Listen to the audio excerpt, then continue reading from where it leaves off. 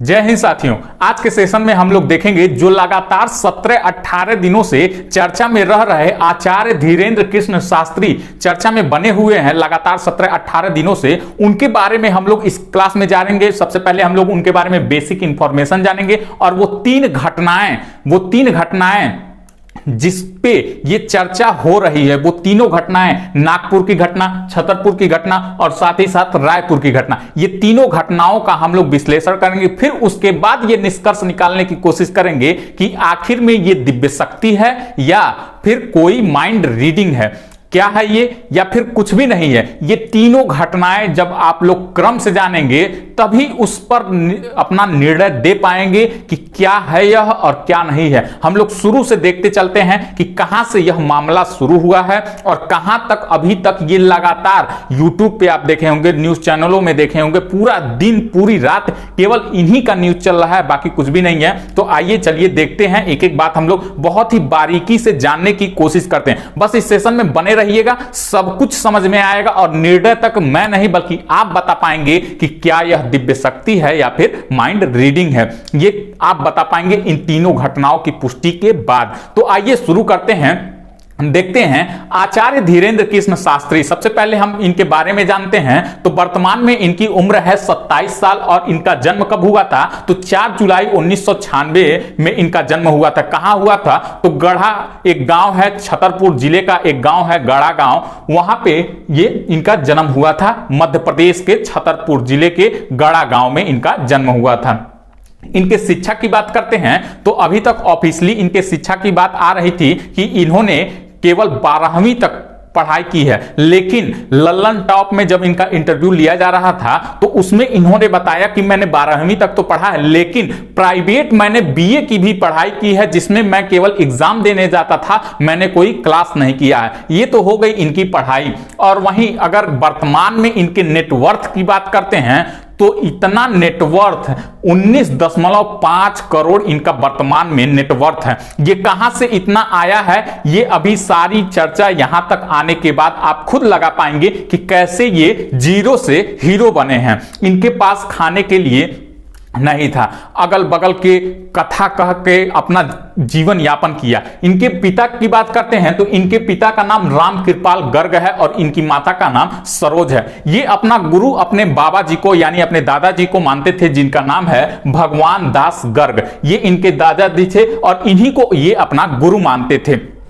इन्हीं को पहले, इनसे पहले आचार्य धीरेन्द्र कृष्ण शास्त्री से पहले इनके बाबा जी दरबार लगाते थे भगवान दास गर्ग। इनके बाबा जी जब दरबार लगाते थे तो उसके बाद से क्या हुआ कि अब इनकी शक्तियां जो थी, जो काम ये वर्तमान समय में आचार्य धीरेन्द्र कृष्ण शास्त्री कर रहे हैं, तब के समय में ये भगवान दास गर्ग करते थे, जिनके कुल 5 पुत्र थे। उन 5 पुत्रों में से एक पुत्र थे राम कृपाल गर्ग, जिसके पुत्र हैं धीरेन्द्र कृष्ण शास्त्री। इन्होंने अपने इंटरव्यू में बताया कि ये ऐसा नहीं है कि राजा का बेटा ही राजा बनेगा, जिसके अंदर ये दिव्य शक्तियां आ जाती हैं उसी को यहां पे बैठने का मौका मिलता है। तो इनके बाबा जी ये पहले दरबार लगाते थे, अब ये दरबार ये लगाने लगे हैं। कैसी इनकी ये शुरुआत हुई आइए देखते हैं, जानते हैं। वर्तमान समय में इनकी नेटवर्थ तो है लगभग 20 करोड़, 19.5 करोड़, लेकिन ये जीरो से उठ करके यहां तक गए हैं। इनकी एक बहन और एक छोटा भाई भी है।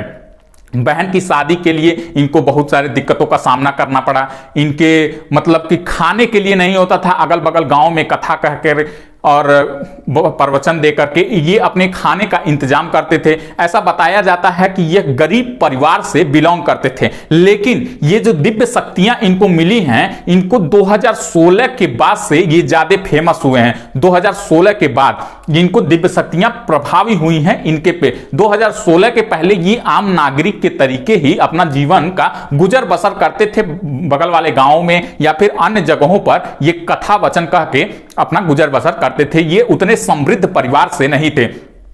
अब आइए जानते हैं ये मैटर उठा कहां से। तो यह मैटर उठा नागपुर में। नागपुर में कथा का आयोजन होना था, तो उस कथा का नाम था रामकृष्ण कथा। ये नागपुर में कथा का आयोजन, महाराष्ट्र के नागपुर जिले में कथा का आयोजन होना था। कब होना था तो हुआ था, तो 5 से 13 जनवरी तक इसका आयोजन होना था, लेकिन ये 9 दिनों का आयोजन कुल चला 7 दिन। ये क्यों 7 दिन चला? तो क्योंकि 5 से 13 तारीख तक होना था, लेकिन 7 ही दिन चला, और 7 दिन कहने के बाद इसमें 2 दिन दिव्य दरबार भी लगा था। दिव्य दरबार में, जो कि चर्चा का विषय है, दिव्य दरबार में क्या होता है, तो उसमें यही होता है कि लोग अपनी अर्जियां लगाते हैं, उनकी परेशानियों को बाबा के सामने कहते हैं, और जब ये बाबा के सामने कह रहे होते हैं, उससे पहले वो अपना पर्चा पे उनकी परेशानियों को लिख दिए रहते हैं। तो वही ये दिव्य दरबार होता है, आप लोग पूरा देखे होंगे। लेकिन ये 5 से 13 जनवरी तक होना था, लेकिन ये 5 से महज 11 जनवरी तक हुआ। 2 दिन पहले ये कथा समाप्त हो गई, जबकि ये चलनी थी 9 दिन, तो 9 दिनों तक 2 दिन पहले ये समाप्त हो गई। उसी 7वें, 6वें या 7वें दिन ही एक है श्याम मानव। ये श्याम मानव कौन है? तो महाराष्ट्र में एक कानून पारित है। कौन सा कानून है? अंधश्रद्धा उन्मूलन समिति। ये कानून पारित है महाराष्ट्र में।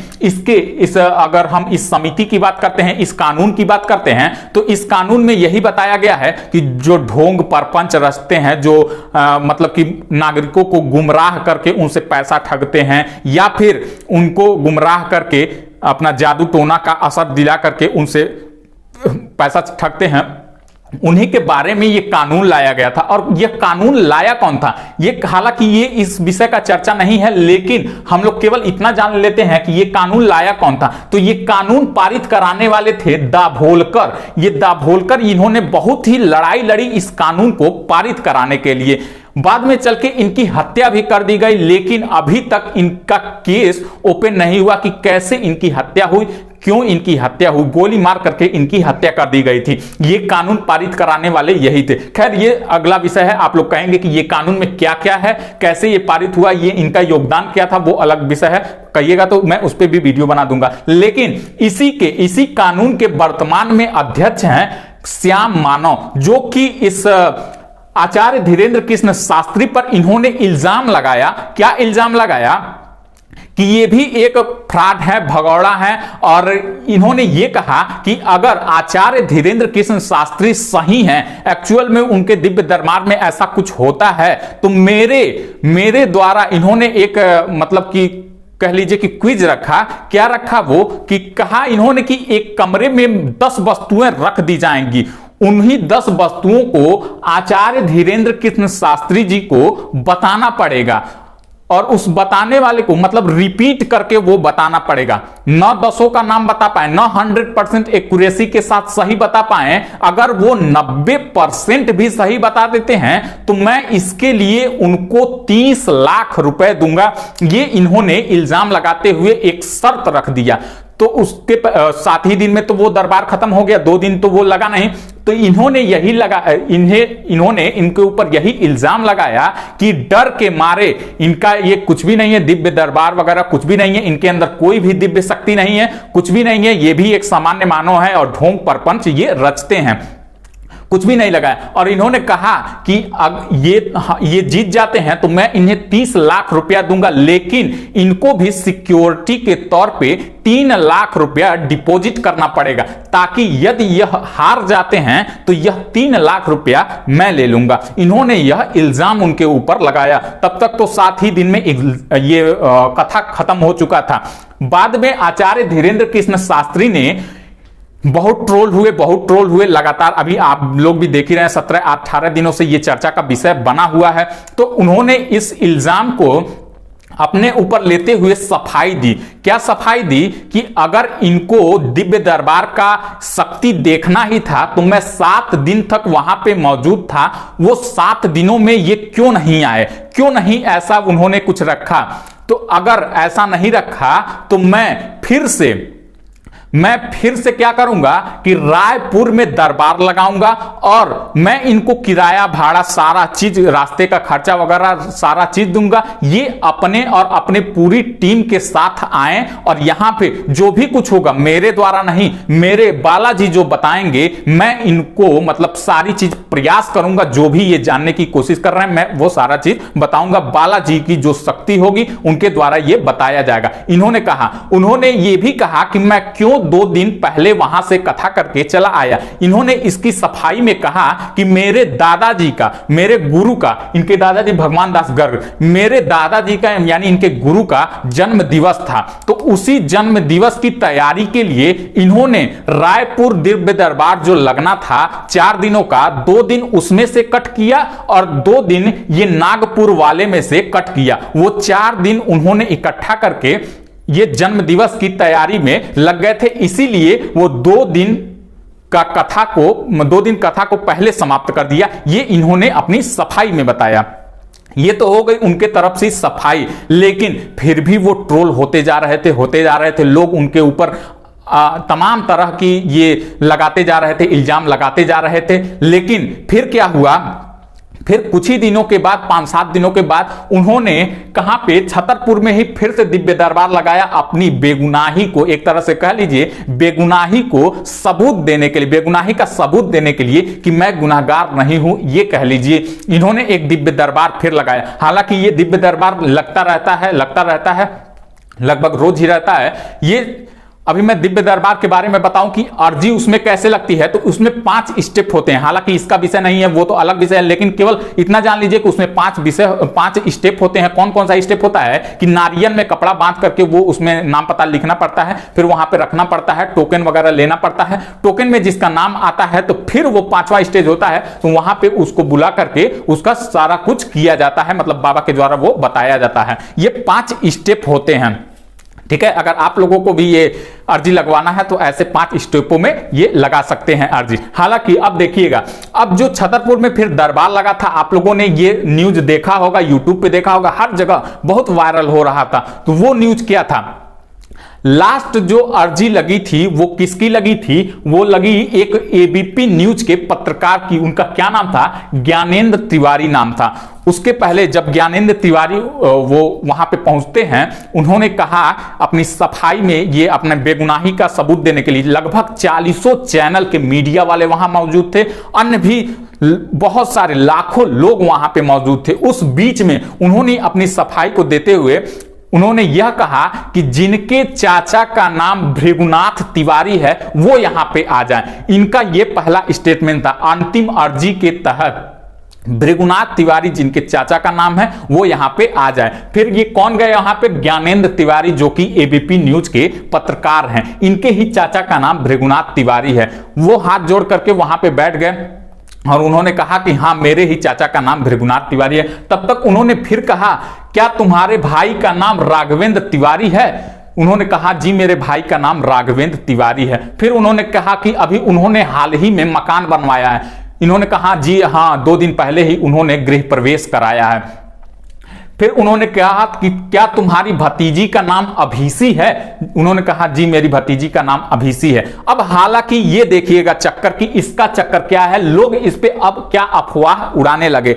अब लोगों ने ये कहा कि जो राघवेंद्र तिवारी हैं, इनके फेसबुक आईडी से वो पोस्ट हुआ था कि ये एक मकान बनवाए हैं, 2 दिन पहले गृह प्रवेश किए हैं, और इनके भृगुनाथ तिवारी वगैरह सारा कुछ क्या हुआ था कि डाटा फेसबुक से निकाला गया है। वही डाटा यहां पे ला करके आचार्य धीरेन्द्र कृष्ण शास्त्री जी ने यहां पे कहा है, ऐसा कुछ भी नहीं है, वो सिर्फ और सिर्फ वो डाटा यहां से फेसबुक से निकाले हैं। हालांकि ये भी उनका कहना, ये अपनी सफाई देना, ये यहां पे लोगों को लगा कि नहीं, ये गलत है।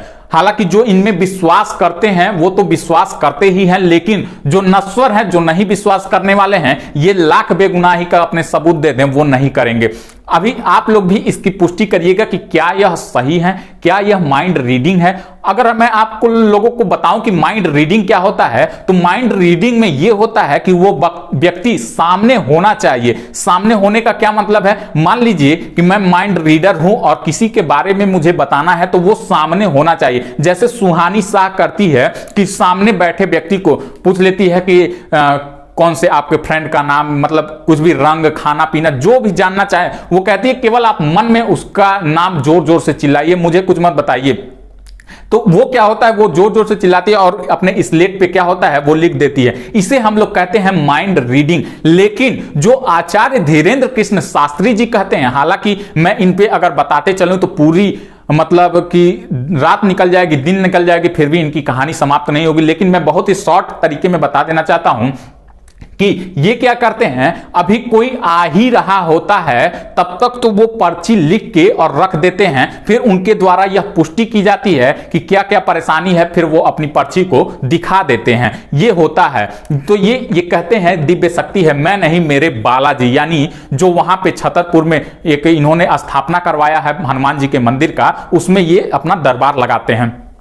तो यहां से ये बात निकल के आ गई कि ये फेसबुक आईडी से पोस्ट हुआ है। हालांकि ये इन्होंने धीरेन्द्र कृष्ण शास्त्री जी ने ये पुष्टि भी किया ज्ञानेंद्र तिवारी से कि क्या तुमने ये पहले कभी मुझसे या फिर मेरी किसी टीम को या फिर अन्य किसी से भी यहां आते वक्त बताया तो नहीं था ना? क्या तुम यहां पे लोगों को गुमराह तो नहीं कर रहे हो ना? इनके द्वारा साफ साफ कहा गया कि नहीं, मैं ऐसा कुछ भी नहीं कर रहा हूं, मेरे द्वारा केवल आपकी केवल जांच की जा रही थी। मैं 3 दिन से लगातार आपका इंटरव्यू ले रहा था, लेकिन मैंने अपने परिवार के बारे में किसी से कुछ भी नहीं कहा है।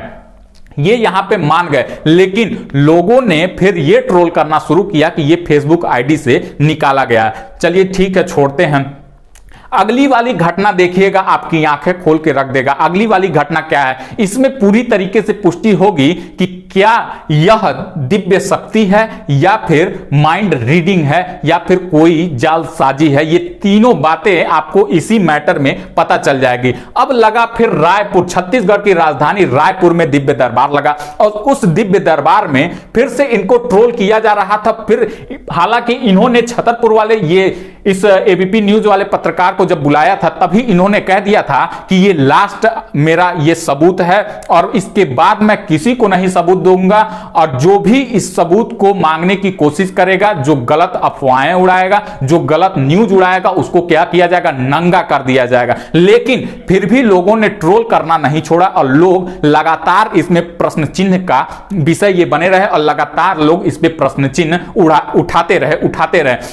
रायपुर, छत्तीसगढ़ की राजधानी रायपुर में दिव्य दरबार जब लगा तब भी उसमें भी उन्होंने अपनी दिव्य शक्ति का प्रदर्शन किया। क्या वो था दिव्य शक्ति, ये पूरी घटना आपकी आंखें खोल के रख देगा।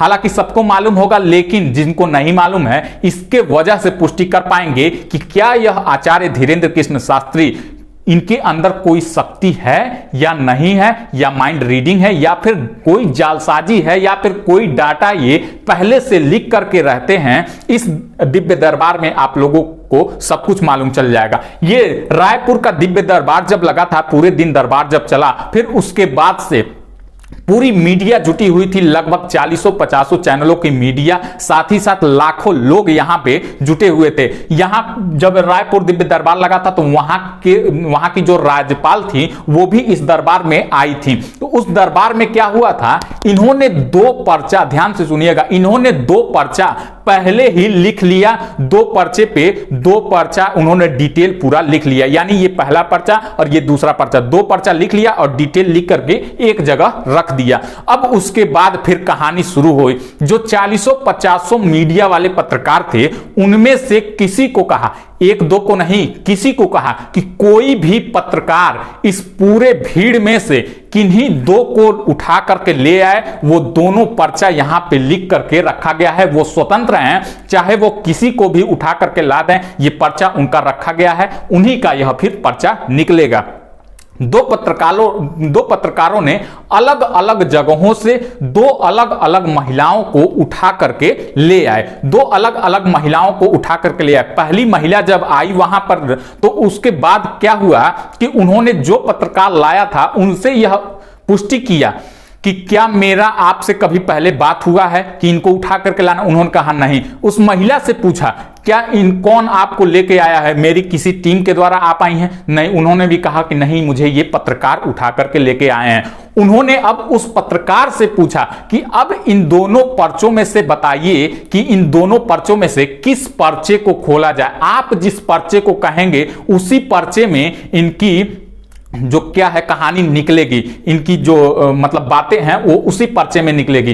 उनसे पूछने के बाद, बहुत पूछने के बाद कि 1 नंबर वाला या फिर 2 नंबर वाला, पर्चे पे उन्होंने 1 नंबर और 2 नंबर मेंशन कर रखा था, तो उन पत्रकारों ने बहुत देरी के बाद कहा कि 1 नंबर वाला पर्चा खोला जाए। तो 1 नंबर वाला जब पर्चा खोला गया, फिर उसके बाद से उस महिला से पूछा गया, वो विधवा महिला थी, और उनसे फिर पूछा गया कि क्या क्या आपकी परेशानी है।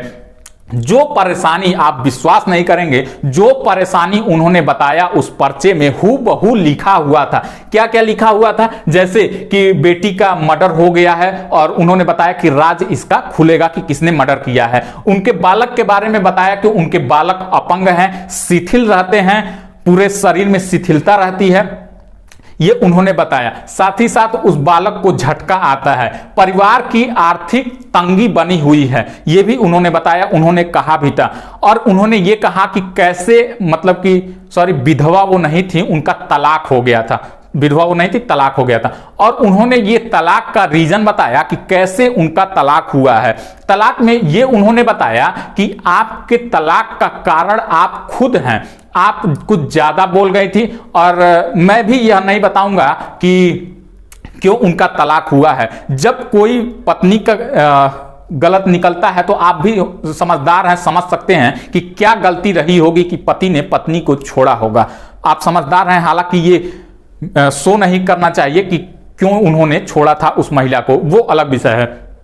ये हो गया पहला। अब जो दूसरी महिला आई, सेम वही चीज, वही कहानी, जो दूसरी महिला आई, दूसरे पत्रकार जो लाए थे, अब तो एक ही पर्चा बचा हुआ है, 2 नंबर वाला। उस 2 नंबर वाले पर्चे में उनकी फिर पूरी कहानी निकली। अब आप खुद बताइए कि जो व्यक्ति बिना किसी के जानकारी के, बिना किसी को जाने वो पर्चा लिख दे रहा है कि हाँ ये पर्चा उन्हीं का है, तो ये जरूर कोई ना कोई इनके बारे में, मतलब कि इनके अंदर कोई ना कोई तो जरूर दिव्य शक्ति होगी ही होगी। और आप बताइए, आप कमेंट करके बताइए कि मतलब कि क्या यह दिव्य शक्ति है या फिर जालसाजी है या माइंड रीडिंग है। हालांकि मैंने माइंड रीडिंग वाली कहानी भी बताई कि कि माइंड रीडिंग कैसे होता है, ये भी कहानी बताई। माइंड रीडिंग के लिए उस व्यक्ति को सामने रहना चाहिए। जैसे सुहानी शाह ने अंजना ओम कश्यप के एक फ्रेंड का नाम पूछा था कि आप किसी भी फ्रेंड का नाम सोचिए, मैं वहां पे लिख देती हूं, तो उन्होंने पहले ही लिख दिया और वो वीडियो कॉल पे वो चल रहा था, तो वो सामने होना चाहिए। लेकिन आचार्य धीरेन्द्र कृष्ण शास्त्री की एक खास बात जो है, वो इसके जान लेने के बाद ही आप पुष्टि करिएगा। आचार्य धीरेन्द्र कृष्ण शास्त्री की जो खास बात है कि जो ये किसी के बारे में बताते हैं तो सिर्फ और सिर्फ दिव्य दरबार में ही क्यों बताते हैं, क्यों नहीं वो दिव्य दरबार के अलावा ऐसे आते जाते कहीं भी किसी को भी बता देते हैं। इस पे भी जरूर विचार करिएगा। इसको जान लेने के बाद ही अपना फीडबैक दीजिएगा कि क्या यह उनको दिव्य शक्ति मतलब कहना उचित होगा या फिर जालसाज कहना उचित होगा या माइंड रीडर कहना उचित होगा। क्या इन तीनों में से कहना उचित होगा, ये आप बताएंगे कमेंट करके कि क्या सही है और क्या गलत है। क्यों वह कुछ भी बताते हैं किसी के बारे में तो क्यों वह दिव्य दरबार के ही बारे में बताते हैं। हालांकि इसके बाद और भी एक मैं अगर आपको बात बताऊं कि जो दिव्य दरबार लगता है उसमें लगभग रोज 100-200 लोगों का पर्चा खुलता है और रोज इनके बारे में कुछ न कुछ बताया जाता है, कुछ नहीं बल्कि सारा कुछ बताया जाता है। कोई व्यक्ति इनके पास आता भी है और पॉकेट में अपना लिख करके लेके आता है कि मुझे ये पूछना है। हालांकि वहां पे जाने के बाद अलग ही प्रेशर हो जाता है, तो लोग वहां पे भूल जाते हैं कि मुझे क्या पूछना था। ठीक है, तो कई लोग क्या करते हैं, किसी डायरी में लिख करके लेके आते हैं या फिर पर्ची पे लिख करके आते हैं, पॉकेट में रख लेते हैं। तो उस बेस पे ये भी बता देते हैं कि आप इस डायरी पे लिखे हैं और डायरी के बीच में रखे हैं, कहां रखे हैं या फिर पॉकेट में रखे हैं और कितना लाइन लिखे हैं, कितनी बातें लिखे हैं, वो अपने इस दिव्य दरबार में ये भी बता पाते हैं, ये भी सही सही बताते हैं। लोग वहां पे जैसे ही इनके द्वारा कुछ बताया जाता है, लोग अपने मतलब कि दुख पीड़ा के साथ रोने लगते हैं। आप कोई भी देखिएगा, सारे लोग लगभग 60-70% लोग रोने लगते हैं। हालांकि वो अलग विषय है। फिर लेकिन क्यों ये अपने दिव्य दरबार में ही सारी शक्तियों का प्रदर्शन करते हैं, क्यों वह दिव्य दरबार से जैसे ही नीचे उतरते हैं क्यों इनकी शक्तियां नहीं रहती हैं, क्यों यह किसी के बारे में नहीं बता पाते हैं, इस पे भी विचार करके अपना फीडबैक दीजिएगा।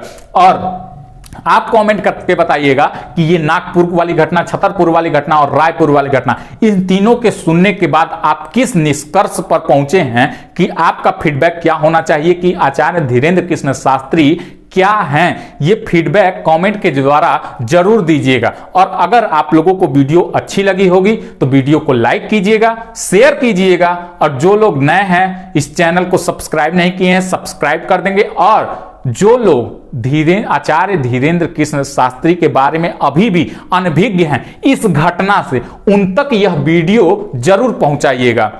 धन्यवाद साथी।